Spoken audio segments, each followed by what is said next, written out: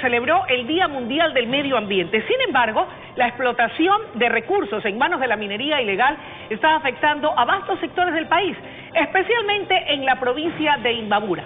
Para el análisis de este y otros temas de interés nos acompaña el abogado Juan Cárdenas, asambleísta por la Revolución Ciudadana y miembro de la Comisión de Biodiversidad y Recursos Naturales. Abogado, qué gusto que nos acompañe. Buenos días y bienvenido. Un honor tenerlo aquí esta mañana. A su orden, y saludo con mucho afecto y cariño a la teleaudiencia del canal más antiguo del Ecuador. Así es, el primer canal del Ecuador. Qué bueno, muchas gracias. Así es. Abogado, ¿cómo entender que la fiebre del oro haya transformado comunidades tranquilas en sitios invadidos por la avaricia, por la inseguridad y por la delincuencia?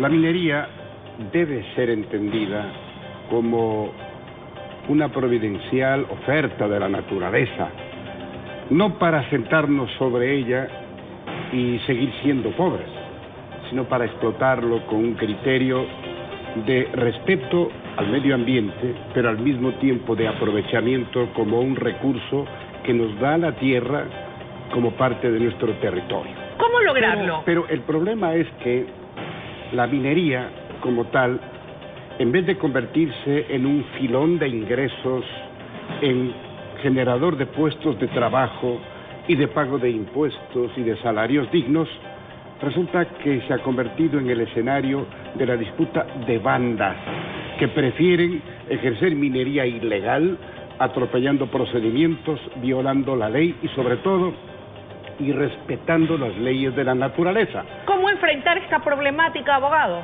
Con decisión, entendiendo perfectamente bien que el asunto no está en los extremos, ni aquellos que dicen que no debe moverse una hoja de un árbol ni una mariposita, aquellos infantiles y aquellos que a su vez piensan que todo es dinero.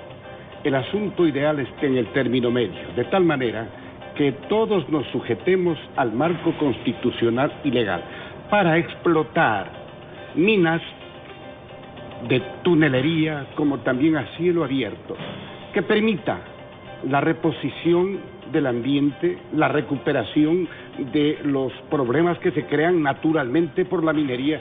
Se trata de una tarea extractiva, pero al mismo tiempo que se sujeten a la Constitución y la ley. ¿Y qué dice la Constitución en ese sentido? ¿Es clara o hay lugar o motivo para perderse en ella? Absolutamente clara.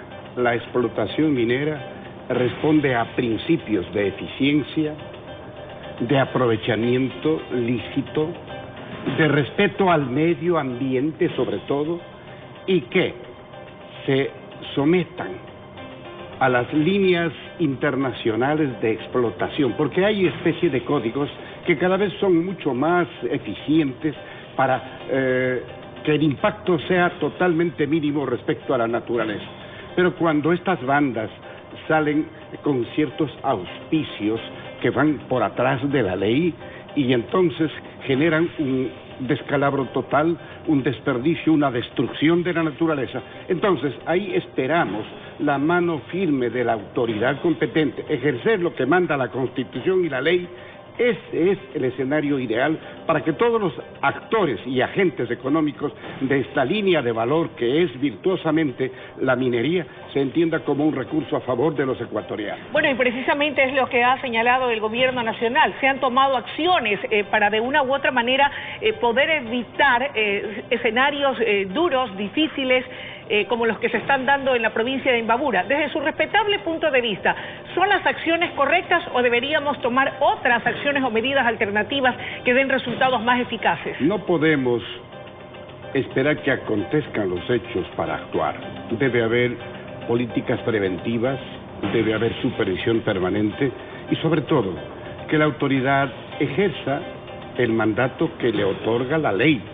Porque de lo contrario nos encontramos con estos escenarios en donde contamos las víctimas, contamos las consecuencias nefastas de estos enfrentamientos que son impulsados precisamente por esa avaricia del minero que debemos desvirtuar para que sea un agente económico positivo y no un creador de incidentes y destructor de la madre naturaleza. A propósito, el gobierno nacional ha venido preparando desde el año 2018 un documento que, según ellos afirman, ha sido debidamente consensuado y que buscaría poder acometer en una minería responsable, legal y controlada.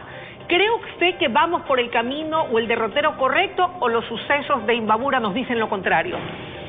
Realmente es lamentable que se esté demorando en protocolos cuando lo único que hay que hacer es aplicar una ley absolutamente clara. La ley de minería es absolutamente contundente para poner a cada uno en su sitio, respetando sus derechos, pero exigiendo sus obligaciones.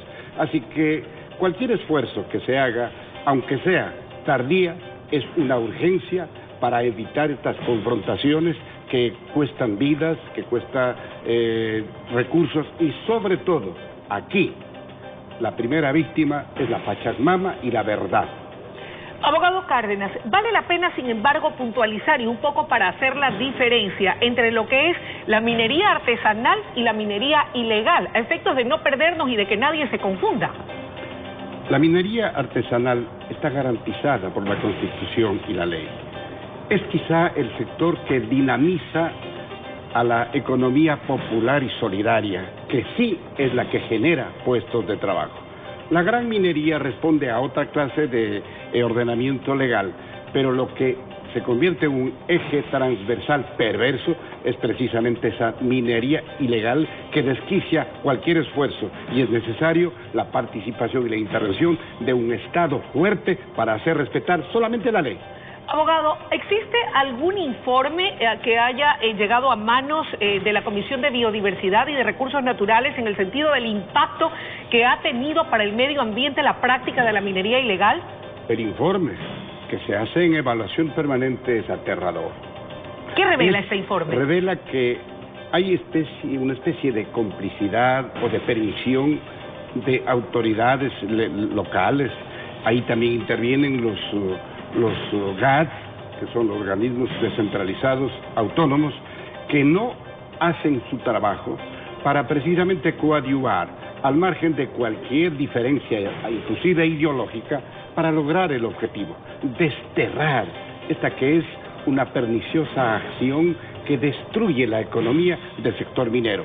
Y hay minería ilegal en gran escala, en mediana y en pequeña escala. Por esto es que hay confusión respecto al legítimo desempeño de la minería artesanal, que para nosotros es muy importante y merece el apoyo y el auspicio del Estado. Esa debe mantenerse en todo caso. Debe tener la mayor apertura y apoyo. Apoyo y estímulo para que cumpla con lo que está haciendo. Le repito, la economía popular y solidaria en el Ecuador es la que mayormente genera puestos de trabajo. No es cierto que es la gran empresa, por el contrario, la gran empresa lleva capitales fuera del país. En cambio, la economía popular y solidaria, entre las que se encuentra la minería artesanal, es una generadora y provisora de puestos de trabajo. En resumen, la cancha está marcada. La ley de minería es muy clara en el país y únicamente hay que aplicarla y tomar los correctivos para evitar que la minería ilegal continúe haciendo de las suyas. Han existido alertas que se han encendido en escenarios realmente conflictivos. No se ha tomado en consideración, al menos en estos 2 años.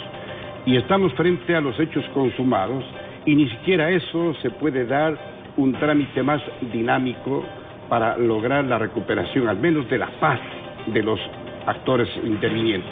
Así que nosotros exigimos que el Estado, el gobierno, en representación de la sociedad ecuatoriana, haga todo lo necesario para desterrar esta que es una confrontación en la que está inmersa la acumulación de riqueza para cierta gente que jamás paga impuestos, que jamás paga salarios dignos y que son una constante amenaza para la paz social y económica del país. ¿Podremos hacerlo o es un poco utópico pensar que podemos enfrentar y desarticular esas mafias? Usted lo ha dicho, son verdaderas mafias con insospechables intereses por atrás. Pero es necesario que lo enfrentemos y nosotros estamos decididos a exigir que lo que podemos hacer, la comparecencia de las autoridades responsables de esta materia, para que no vengan a lavarse las manos.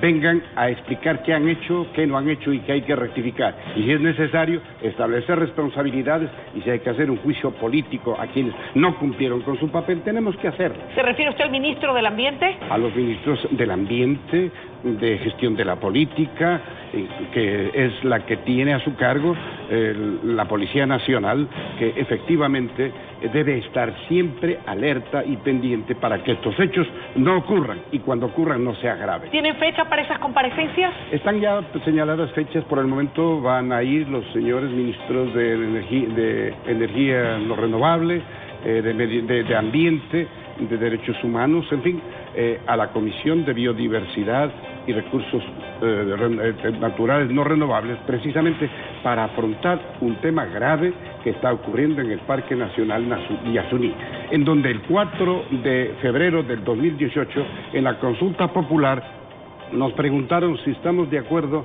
en ampliar la zona de protección del Parque Nacional de Yasuní.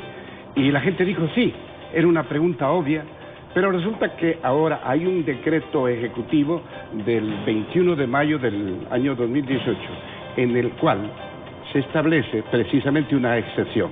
Se respeta la naturaleza, se respeta todo, que no se construyan nuevas hidroeléctricas, que no se hagan carreteras, pero está exenta la actividad petrolera. Yo no sé por qué priorizan esa actividad que ni siquiera nos beneficia, doña Luisa, porque la distribución de la renta petrolera revirtieron de tal manera que el 87,5% de esa renta petrolera se llevan las transnacionales petroleras y apenas el 12,5% le queda para el dueño del recurso, que es el pueblo del Ecuador. En esas condiciones, si se aumenta producción, si aumentan los precios internacionales, no nos beneficia, se benefician actores externos de nuestra economía que no son precisamente los que generan un bienestar que sí buscamos. ¿Será posible ir a la censura? ¿Contarán con los votos? Vamos a esperar las explicaciones que den estos y de aquello dependerá. Ministros convocados, y en base de ello, como son los encargados de la ejecución de ese decreto ejecutivo que tiene el número 751 del 21 de mayo del 2019, van a responderle a la sociedad ecuatoriana. Eso es muy importante porque no podemos jugar con un elemento tan sensible como es el Parque Yasuní, que es una reserva de carácter universal y que a su vez para nosotros es un emblema de civilización. Y sobre todo allí están los pueblos no contactados, que merecen una legislación especial, un respeto de sus derechos, sin que con esto se despierte la codicia de las petroleras, que no son precisamente en beneficio del país. Gracias por su presencia, amables televidentes. Ha sido la intervención del abogado Juan Cárdenas, asambleísta de la Revolución Ciudadana y miembro de la Comisión de Biodiversidad y Recursos Naturales. Es momento de una pausa y enseguida regresamos con mucho más desde La Noticia, primera emisión.